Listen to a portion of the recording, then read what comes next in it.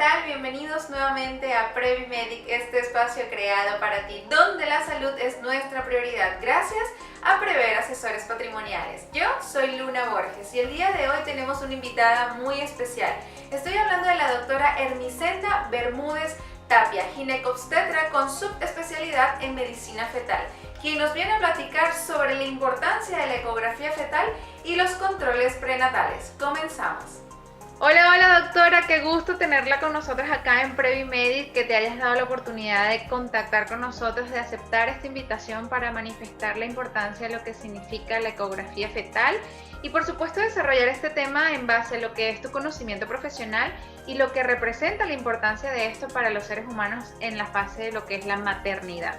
¿Me puedes contar un poco de lo que representa tu background profesional que soporte justamente el conocimiento de lo que vamos a abordar el día de hoy?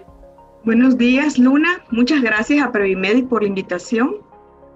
Y pues mi especialidad troncal es ginecología y obstetricia y tengo una subespecialidad en medicina materno-fetal que fue realizada en el Instituto Nacional de Perinatología de acá de México y soy egresada desde el 2005 y a eso me dedico, a la medicina materno-fetal y a la obstetricia.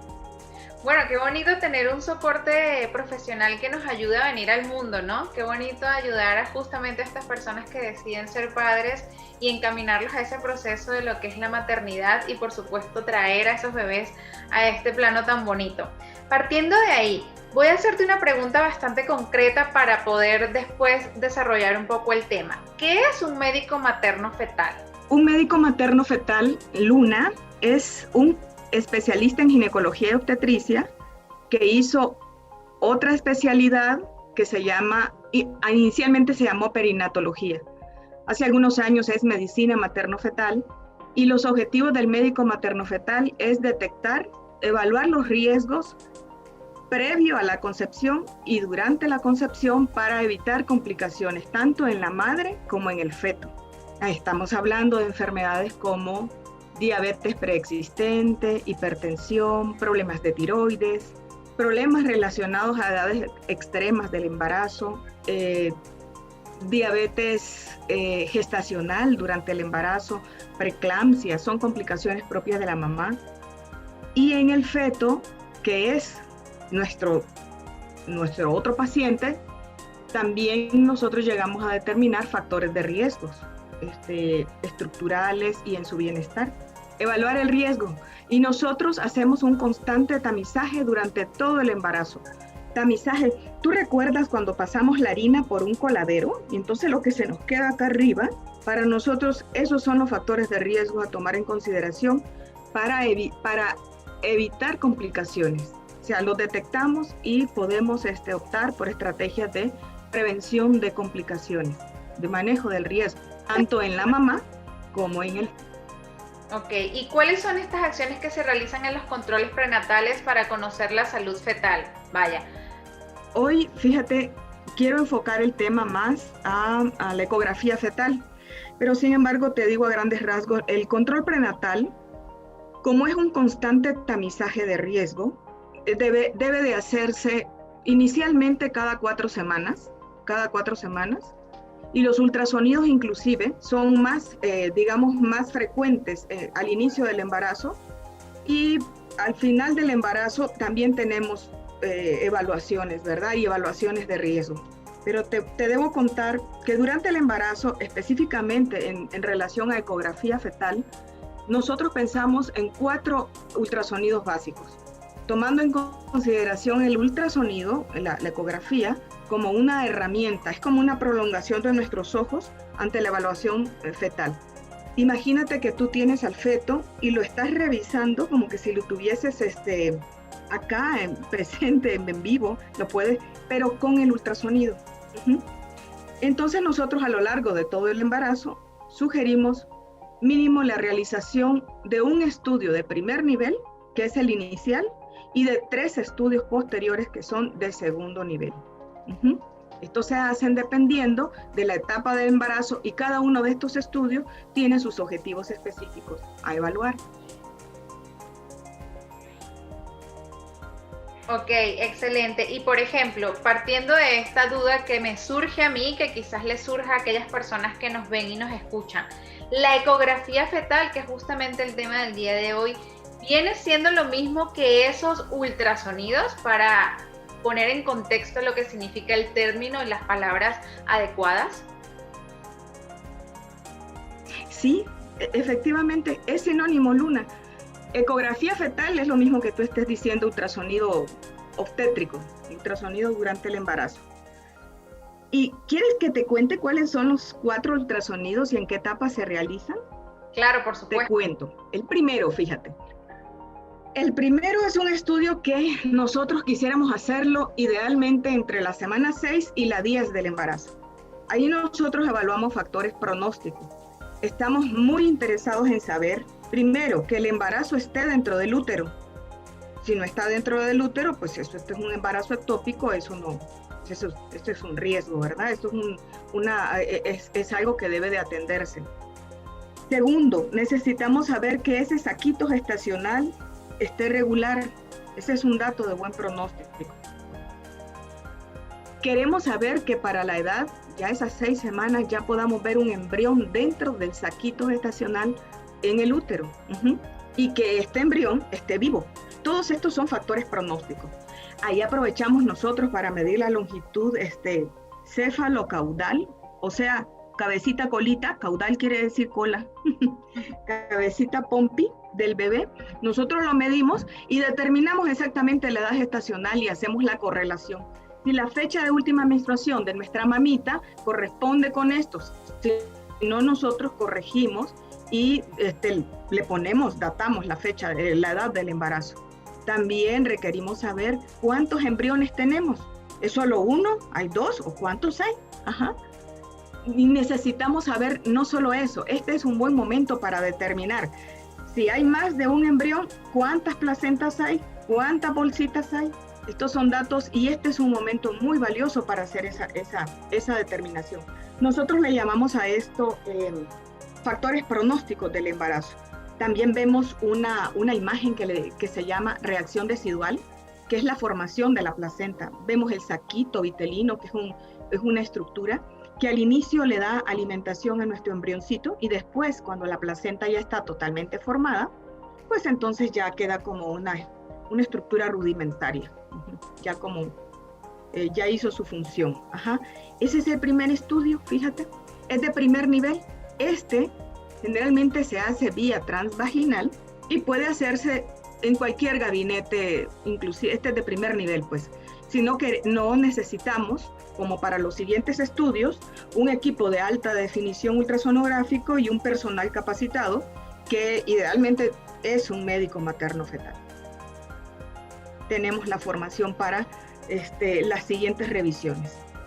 Ok, y dentro de esta fase de control prenatal, ¿quiénes son aptas en el caso de las mujeres embarazadas en principio, porque es lo que se requiere para ir a un control materno-fetal?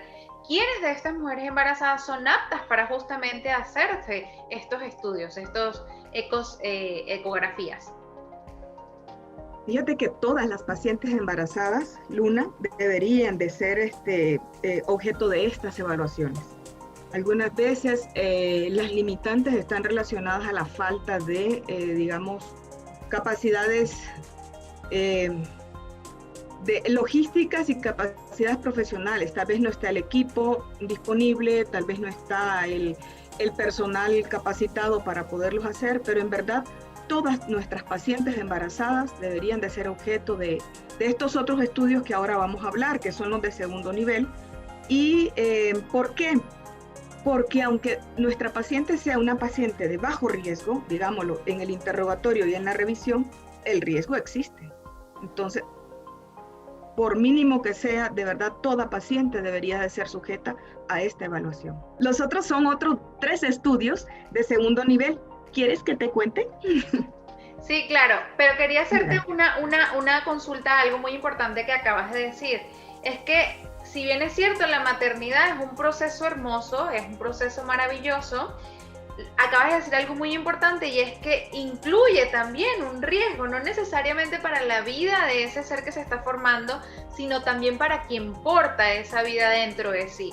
Y a lo largo de la historia, a lo largo de lo que es la vida y la humanidad, pues siempre se ha visto el estar embarazados como algo muy, muy auspicioso, muy bello, que sin duda lo es, pero también se deja de lado esos riesgos que se corren al estar en la fase de la maternidad. Entonces me gustaría que hicieras bastante énfasis en eso, de lo que es la importancia de controlarse a pesar de aquellos factores que puedan no estar, como no tener el material o no tener el doctor a la mano persistente, pero sí el deseo de necesitar ir a verse con alguien especialista, porque puedes estar, incluso más allá de ser feliz por ser madre, corriendo un riesgo. Fíjate qué punto más importante esto que acabas de mencionar, y en nuestras sociedades. Fíjate, no existe la costumbre de hacer una adecuada planificación. Antes de estar embarazada, todas deberíamos de hacer una consulta que se llama preconcepcional. En la consulta preconcepcional, Luna, nosotros evaluamos los factores preexistentes. Comenzamos desde la edad, desde las enfermedades o patologías que ya la paciente tenga, tan sencillas como una infección urinaria, como una posible anemia, también su presión arterial. Esta paciente está metabolizando también normalmente el azúcar. Es decir, evaluamos el tipo de sangre de la mamá, el de la pareja, no, el peso de la paciente. Fíjate, esto es tan importante ahorita, el peso de la paciente, cómo están sus valores laboratoriales, los estudios de gabinete. Entonces nosotros, si tenemos alguna intervención que hacer, pues hay que hacerla de una vez. Incluye también un Papa Nicolau. Hay que revisar el Papa Nicolau, porque si hay alguna lesión, alguna infección, pues hay que tratarla desde antes. También nosotros necesitamos, idealmente, hacer un rastreo ultrasonográfico ginecológico. Ginecológico es la diferencia con los obstétrico, es decir, el ginecólogo o la parte de la especialidad de ginecología obstetricia que valora a la mujer no embarazada. Pues entonces ahí nosotros hacemos una revisión ginecológica de sus órganos genitales. Hay muchas cosas que tenemos que saber desde antes. Y un punto muy importante, fíjate, esto es parte de la prevención. Toda paciente debería de tomar su ácido fólico 3 meses antes de estar embarazada. Esta es nuestra ventana de oportunidad. 3 meses antes, y en las primeras 3 semanas de embarazo es nuestra gran ventana de oportunidad para disminuir el riesgo de una patología que se llama defectos del tubo neural. El tubo neural va desde la cabecita hasta la colita, o sea, toda la columna. Y ahí tenemos algunos defectos como encefalocele, mielomeningocele, espina bífida.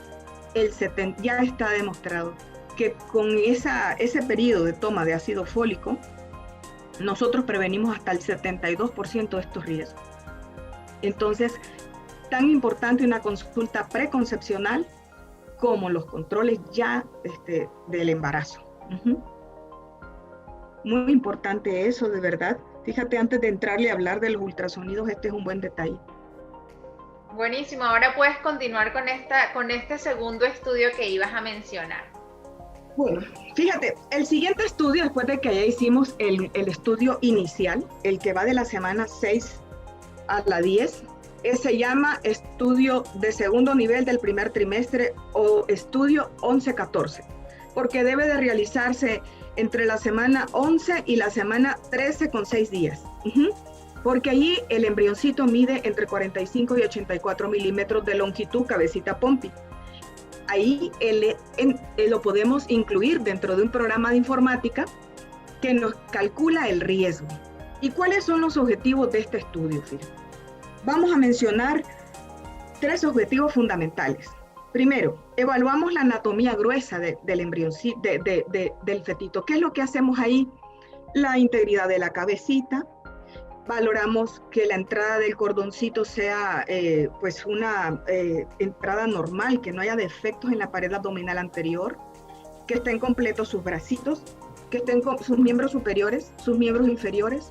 También se puede evaluar defectos en la columna vertebral, aunque el 100% de la descripción de la columna es en el siguiente estudio que vamos a hablar. Evaluamos también como segundo objetivo, hablamos de una anatomía gruesa, ¿verdad? Que es de lo que estoy describiendo ahorita. Pero también el segundo gran objetivo, y este es el mejor momento, fíjate, evaluar el riesgo de alteraciones cromosómicas. ¿Cuál es la alteración cromosómica más frecuente y viable? El síndrome de Down. Aunque revisamos otras alteraciones cromosómicas relacionadas. Y ahí nosotros tenemos 3 marcadores, vamos a mencionar los más importantes, 3 marcadores ultrasonográficos a evaluar. Los marcadores ultrasonográficos son como una transpolación de lo que vemos en personas con síndrome de Down ya nacidas, se transpolan a lo que vemos en el feto. 1. La translucencia nucal. La translucencia nucal es un espacio lleno de líquido, fíjate, aquí en la nuca del bebé, que nosotros lo medimos, tiene sus criterios para ser evaluada la imagen, lograr la imagen. Otra cosa que revisamos también es la presencia de huesito nasal. Queremos ver el hueso nasal del bebé.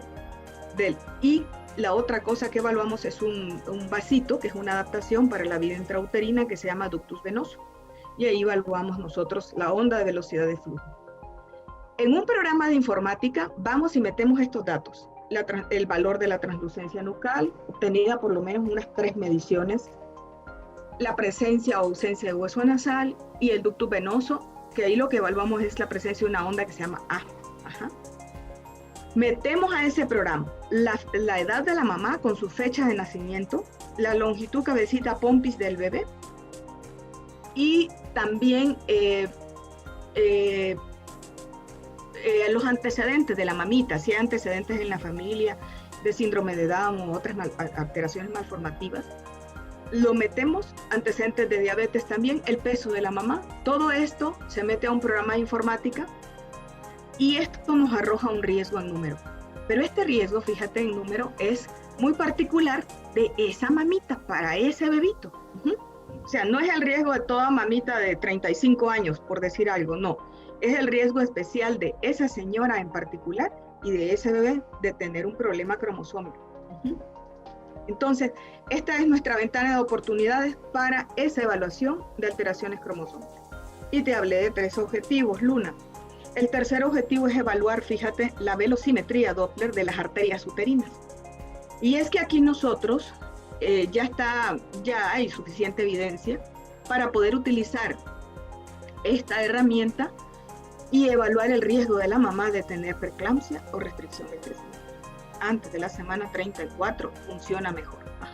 La preeclampsia es un síndrome que puede ser muy catastrófico de falla multiorgánica en la mamita. Y en el bebito, si se presenta de forma muy temprana, puede ser muy grave. En un bebé pretérmino menor de 32 semanas, pues esta es una cosa. Nosotros ya tenemos estrategias para disminuir el riesgo. Entonces, determinar el riesgo de este tipo de patologías que se presentan más adelante, pues nos da una gran ventana de oportunidades para poder utilizar nuestra herramienta preventiva. Entonces, ese es el primer estudio de segundo nivel. Y esto nos da bastante tranquilidad. Ya hicimos este estudio, nos quedó todo tranquilo, perfecto. Pero si nos está dando algún factor de riesgo que hay que tomar en consideración o hay que hacer además de, esto nos plantea estrategias diagnósticas y terapéuticas que vamos a hacer. Este es un buen momento también, fíjate, volviendo al primer objetivo de este estudio, para diagnosticar malformaciones que no son compatibles con la vida y se diagnostican en este periodo también algunas, como alteraciones malformativas de la cabecita, una cránea, por ejemplo, nos falta una parte de la estructura craneana. Entonces, este es un buen momento. Este es un estudio, como decíamos al inicio, que toda paciente debería de hacerse. Este es el primero de segundo nivel. Ok, y dentro de estos factores de riesgo, ¿no?, que se tienen y todo lo que tiene que ver con la consideración de haber ya tenido un resultado, ¿qué pasa? Es decir, ¿cuáles son las sugerencias llevándolo al término más fatal, ¿no? De, bueno, tenemos tantos riesgos, acabas de mencionar algo muy importante, que afectan la vida. ¿Qué pasa cuando se tiene esos riesgos? Porque quizás las personas están haciendo la misma pregunta que yo.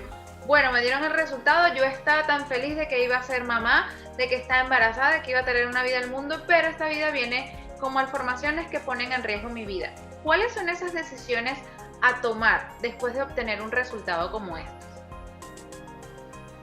Vamos a hacer un asterisco ahí, y no es tanto, fíjate, tal vez que ponga en riesgo la vida de mamita, sino que la malformación, afortunadamente, no es lo que más frecuentemente sucede. Pero supongamos que la malformación que nosotros encontramos no es compatible con la vida fetal. Ajá. O sea, es una acrania, es un defecto grande en la cabecita de bebé que no es compatible con la vida. Pues lamentablemente aquí, pues tenemos que tomar decisiones.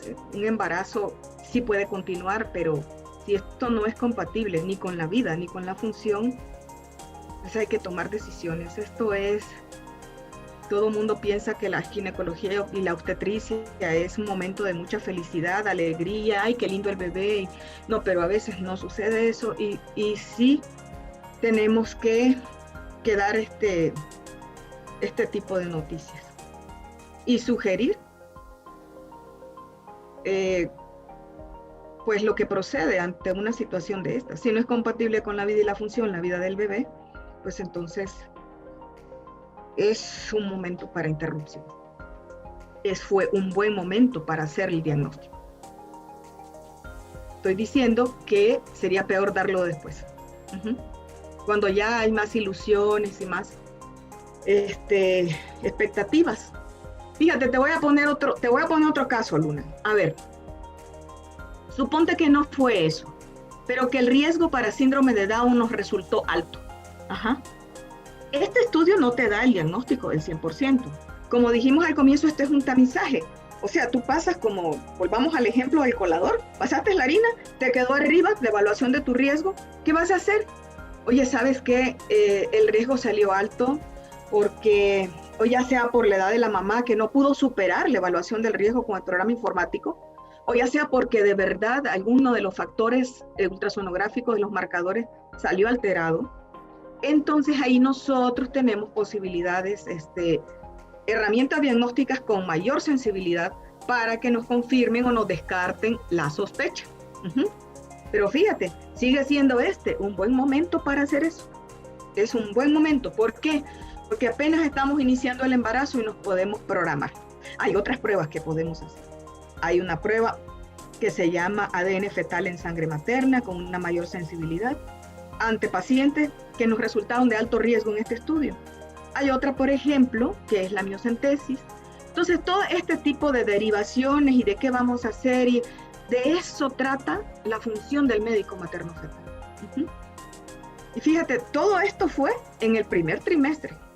Entonces ya pusimos dos escenarios, el escenario más fatal y un escenario que más bien sugiere mayores estudios, otros estudios, herramientas con mayores potencialidades, con mayores sensibilidades o confirmatorias. Ahora fíjate, seguro tienes la pregunta en cabeza. ¿Y qué vas a hacer si resultó un diagnóstico de síndrome de Down? Es difícil la pregunta, ¿eh? ¿Por qué? Nosotros no estamos para estar haciendo diagnóstico y sugiriendo interrupciones, no es eso. Dependiendo de las alteraciones que encontremos en el feto, compatible con la vida, sí, entonces mejoremos las condiciones en que se va a recibir ese bebé. Un equipo multidisciplinario, ya lo sabemos, vamos a alistarnos para recibir un bebé especial. Pero si no lo sabíamos y nos toma de sorpresa, esto hace el médico materno-fetal. Qué maravilla que hagas que representa tu responsabilidad y la responsabilidad de todos los especialistas materno-fetales, porque finalmente nosotros como humanos podemos ser bastante disciplinados en sí, me voy a hacer todos mis controles, sí voy a estar al momento en que me manden cada cita mi ecosonograma, pero a veces tendemos a ser también muy descuidados, y justamente de eso se trata este espacio, de ayudar a informar sobre estas prevenciones tan vitales para justamente no tener sorpresas en estas decisiones que tomamos, en este caso ser madres. Qué importancia la que tienen ustedes de justamente ayudarnos a saber qué procede ante estas sorpresas en caso de que hayamos dejado de lado la disciplina y se nos haya olvidado el control. Que justo también iba a hacer una pregunta de ¿Qué pasa si una mamá, más allá de la sorpresa que ya sabemos que sería como el resultado fatal, se pasa a su eco, se pasa a hacerse su siguiente control? Ya hicimos el primero, estamos hablando ahora del segundo. Supongamos que mamá se fue de viaje y se le olvidó este control. ¿Tiene la posibilidad de retomarlo en alguna de las fases de este embarazo? El siguiente estudio, fíjate qué bonito, porque ahí llevamos el caminito en los siguientes estudios. Nuestro siguiente estudio, que también evalúa marcadores ultrasonográficos de cromosomopatía, es el que preferiblemente debería hacerse entre la semana 18 a 22. Ajá. Se vuelven a evaluar los marcadores, otros marcadores, ya no son los mismos, pero sí buscamos también marcadores ultrasonográficos de cromosomopatía. Vamos a dejar bien claro que tal vez no fue el mejor momento, como ya lo dijimos al inicio, fue la semana 11-14, fue esa etapa, pero sí volvemos a evaluar. Aquí fíjate, vamos a suponer de que nos llegó la paciente, entonces nosotros en ese momento vamos a hacer una evaluación, ahora sí, anatómica detallada. Aquí estamos para evaluar la anatomía del bebé. Ustedes se van a suponer que el bebé es como un rollito de sushi, ajá. Y entonces nosotros andamos haciendo rodajitas a diferentes niveles, desde la cabecita hasta la pelvis. Y esas rodajitas las andamos viendo no de perfil, sino de frente. Ajá. Es la manera que tenemos de describir la anatomía del bebé.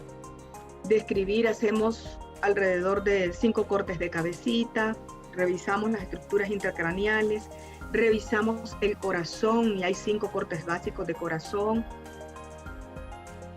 Aquí vamos a hacer un asterisco y vamos a decir que hay un defecto que se llama comunicación interventricular, una comunicación entre los dos ventrículos, que es el defecto más frecuentemente diagnosticado al nacimiento.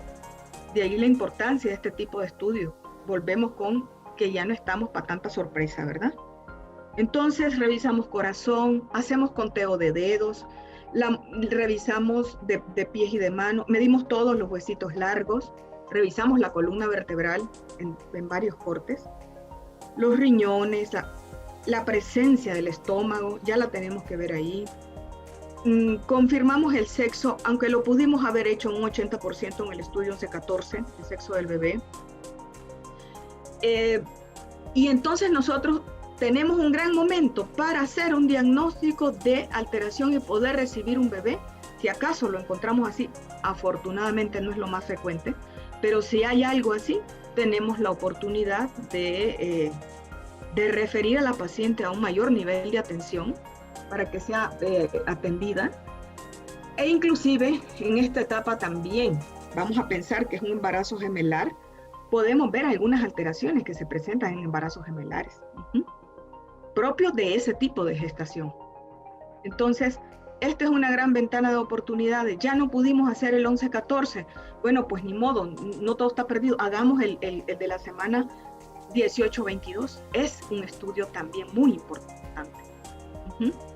Fíjate, hasta ahorita llevamos estudios que son relativamente bastante frecuentes. Tenemos el del primer trimestre, el inicial, 8-10, 11-14 y ahora dijimos 18-22. El siguiente estudio ya está bastante retirado de porque ya como que nos fuimos quedando tranquilos. Ya se retira más, se hace como en 3 meses posteriores a que es el de la semana 32-34. Este tiene otros objetivos.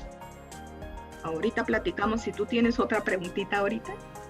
No, justamente estaba muy pendiente de lo que estabas diciendo porque estaba calculando, visualizando, mejor dicho, lo que podría ser el crecimiento del bebé en la barriga respecto a esos periodos que estás mencionando.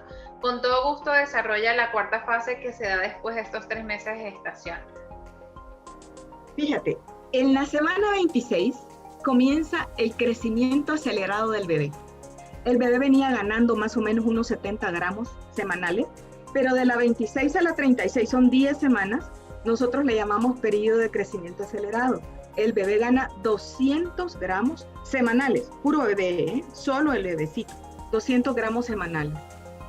Entonces nosotros, ya cuando llegamos a la semana 32, bueno, digamos A mí me parece perfecto, 32, 30, puede ser hasta la 36, pero 32, 34 es un buen periodo en el cual ya el bebé ha recorrido un buen periodo de crecimiento acelerado y ya podemos nosotros evaluar el crecimiento. Ahí nosotros revisamos, este bebito pinta como para ser chiquito, está muy gordito, está de promedio, a ver cuánto proyectamos el peso al nacimiento y aquí comenzamos nosotros a contarle a la mamita, este bebé pesa como para tanto para el nacimiento, lleva una buena curva de crecimiento, va muy bien, o se nos aplanó, y entonces ¿qué vamos a hacer? Requiere mayor vigilancia, una vigilancia más cercana, o no, por el contrario, tranquilo, todo va bien. Eso, crecimiento, lo hacemos a través de varias mediciones. Segundo objetivo de ese otro estudio, Luna, es, fíjate, el bienestar. Ahí nosotros revisamos varias cosas. Líquido amniótico. Y tenemos varias formas de evaluar cómo está el líquido amniótico. Un buen líquido amniótico nos deja tranquilos. Ya sabemos nosotros cuánto es más o menos el promedio para esa edad. Un líquido amniótico disminuido a nosotros pues nos pone a averiguar de qué se trató, cómo fue, se está perdiendo o por qué no se está produciendo. Necesitamos saber y está relacionado con el bienestar del bebé. El líquido amniótico es orina fetal, porque no está orinando el bebé, y si está orinando porque no tenemos líquido. Entonces necesitamos averiguar, esta es parte de la evaluación del bienestar del bebé. También nosotros evaluamos los movimientos del bebé, movimientos gruesos, movimientos respiratorios, el tono fetal. Se llaman variables biofísicas que nos traducen bienestar o por el contrario, si algo está alterado, ¿qué pasó? ¿Y qué vamos a hacer? Y la otra cosa también nos interesa valorar la suficiencia placentaria. ¿Cómo está funcionando esta placenta? ¿Nos da para aguantar todo lo que nos hace falta y quedarnos tranquilos? O por el contrario, ¿sabes que aquí tengo un problemita? Esto se llama velocimetría Doppler. La velocimetría Doppler fetal la evaluamos a varios niveles. En la cerebral media, y esto lo hacemos en pacientes de riesgo. Nos damos cuenta que es un paciente de riesgo porque lo venimos siguiendo, lo venimos vigilando, nos estamos enterando de que hay algún problemita ahí. El tercer objetivo de este estudio, porque tiene otro objetivo, fíjate, estamos interesados en volver a revisar las estructuras intracraneales. ¿Qué pasó? ¿Todo fue bien? ¿Lo que vi en el estudio anterior 18-22 se desarrolló bien? ¿Los cambios esperados son los normales? ¿O hay algo aquí? Otra cosa, el corazón. Volvamos a revisar el corazón. ¿Cómo está estructuralmente? ¿Cómo está su ritmo? ¿Cómo está funcionando las válvulas, la salida de los vasos, los tabiques, el tamaño, todo? ¿Cómo está el corazón del bebé? Y una tercera estructura, los riñones. Nosotros necesitamos saber si estos riñoncitos tuvieron los cambios debidos. Entonces, eso puedo decir yo, son los 3 objetivos fundamentales de este último estudio del tercer trimestre, de 32-34 semanas. Y esto ya nos da todo bien, perfecto. Entonces seguimos en la dulce espera, es todo tranquilo, seguimos con nuestra vigilancia, pero si hay algo, ¿qué vamos a hacer? Y fíjate, aquí estamos hablando nomás, Luna, de los ultrasonidos, porque yo creo que sería un tema un poquito más de plática, más amplio, pues de todos los factores de riesgo que se evalúan con otro tipo de valoraciones en mamá. Es que justo ahí te iba a decir, porque tenemos la conciencia universal y me atrevo a decir y generalizar de que muchas veces pensamos que estos ultrasonidos son para saber cómo está la postura del bebé a la hora de nacer, si en efecto puedo predecir si va a ser por parto de cesárea o parto natural, si es niña o es niño. La gran mayoría de las personas, este acercamiento que tenemos de la mano hasta que realmente decidamos ser mamá con los ginecobstetras, es que esas son las únicas variantes o variables que sabemos para qué funciona un eco. Pero mira tú la gran cantidad de información importante que se puede evidenciar en estos procedimientos para saber en efecto y con exactitud si viene perfectamente sano esa nueva vida o si en efecto está corriendo un riesgo, tanto para la madre como para el bebé. Así es, y esto, fíjate, no lo vamos a poner, digamos, solamente en el escenario de que nos encontramos con dificultades, no quisiéramos, ¿verdad? Pero si las existen necesitamos describirlas y necesitamos poner una estrategia de manejo para prevenir complicaciones. Pero afortunadamente, Luna, en la mayoría de nuestros estudios pues nos encontramos con tranquilidad. Pero esa tranquilidad te la da al conocerla. El conocimiento disminuye la ansiedad. Entonces, preferiblemente, si tú tienes la herramienta a la mano, pues hay que tomarla para vivir con más tranquilidad, plenitud del embarazo. Con más conocimiento, con menos ansiedades. Así es, viviendo justamente esa etapa tan bonita y ahora sí con la certeza de que todo está perfectamente encaminado y que vienes a traer al mundo una vida completamente sana que va a llenar de alegría en su máxima extensión a todos los seres que habitan en tu hogar. Si tienes algunas consideraciones especiales que puedas darle rapidito a las personas que nos ven y nos escuchan a través de este en vivo para que tomen, por supuesto, esta herramienta a su vez en el momento en que decidan ser padres, o si ya están en esa fase, pues por supuesto atenderse de la mano de especialistas. Bueno, fíjate, cuando tu médico ginecobstetra te sugiere la realización de estos estudios, para eso están estos recursos, los gabinetes de diagnóstico de medicina materno-fetal, de diagnóstico fetal, el médico del feto. Suena así como, qué raro, un médico de feto. Sí, un médico de feto. Revisamos al feto, somos médico del feto, que es otro paciente, el feto como paciente. Ajá. Idealmente, antes de pensar en un embarazo, deberíamos de tener nuestra consulta preconcepcional, para si hay factores de riesgo que tratar, que diagnosticar y tratar, es mejor antes de tener nuestro embarazo. El ácido fólico 3 meses antes de salir embarazada y en las 3 primeras semanas es su mayor ventana de oportunidades para disminuir el riesgo de alteraciones en todo el tubo neural, cabecita hasta la puntita. Los estudios ultrasonográficos ideales son los mencionados, 8-10, 11-14, estamos hablando de semanas, 18-22 y el último 32-34. Si hay alguno intercalado, pues eso ya dependerá de lo que vayamos encontrando.